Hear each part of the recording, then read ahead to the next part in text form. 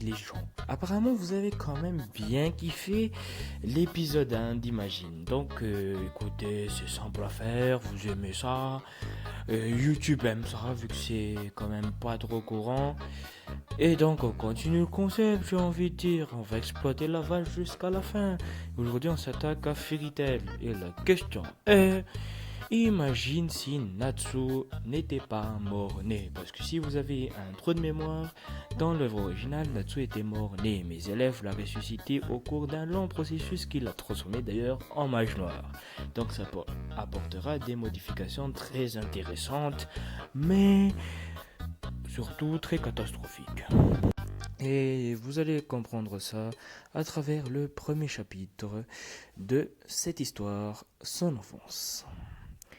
Donc la première différence notable, c'est qu'évidemment, ici, Natsu va grandir avec Zelef et non avec Ignir, étant donné que non seulement les dragons ont tué ses parents quand même, c'est pas un truc très commode, du coup il va détester les dragons dans un premier temps, et dans un second temps, il sera entraîné par Zelef. Du coup, on pourrait très bien imaginer un Natsu un peu plus fort que dans la version Fairy Tail, Natsu quand il était petit, il était nul.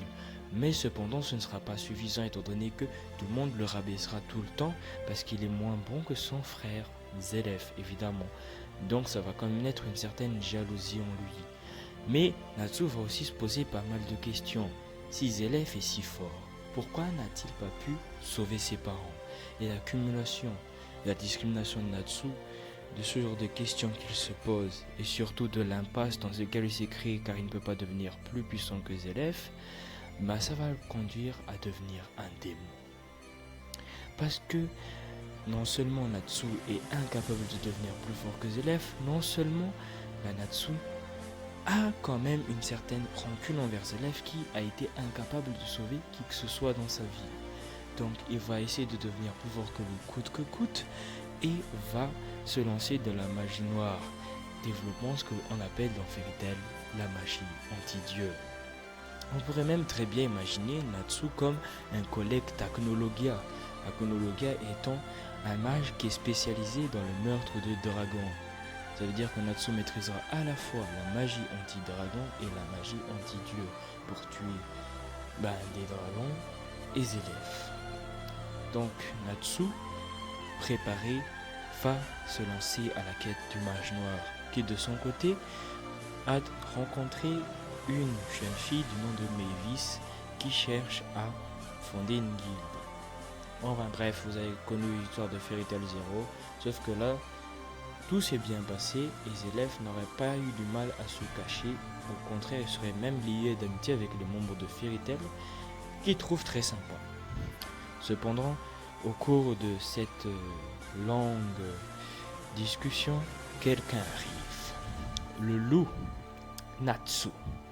Natsu, le démon, comme on le surnomme. Celui qui, avec Acnologia, a défoncé tous les dragons qui restaient encore.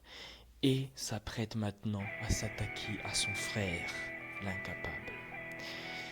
Donc, Zelef, qui ne se doute absolument de rien, décide d'abord de raisonner son frère dans un premier temps, mais voyant que ça ne marche pas, décide de le combattre parce que Natsu, lui, est vraiment prêt à tout pour détruire Zelef, y compris détruire des vies innocentes. Donc, les deux frères se regardent dans les cieux et en un bref instant, ils commencent le combat. Même si Natsu a les deux magies anti-dragon et anti-dieu, avec la grande magie de Zelef, il est quand même un peu en difficulté. Mais Zelef aussi aura du mal à battre Natsu étant donné qu'il est devenu extrêmement fort. Et après un long périple, malgré toute la force que Natsu avait accumulée, Zelef arriva à le sceller dans un livre du nom de END. Eterius Natsu Dragon.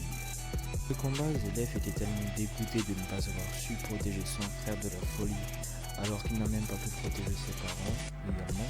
Les élèves décident d'arrêter la magie parce qu'ils s'en sentent indignes étant donné que même avec cette magie, il ne peut protéger personne.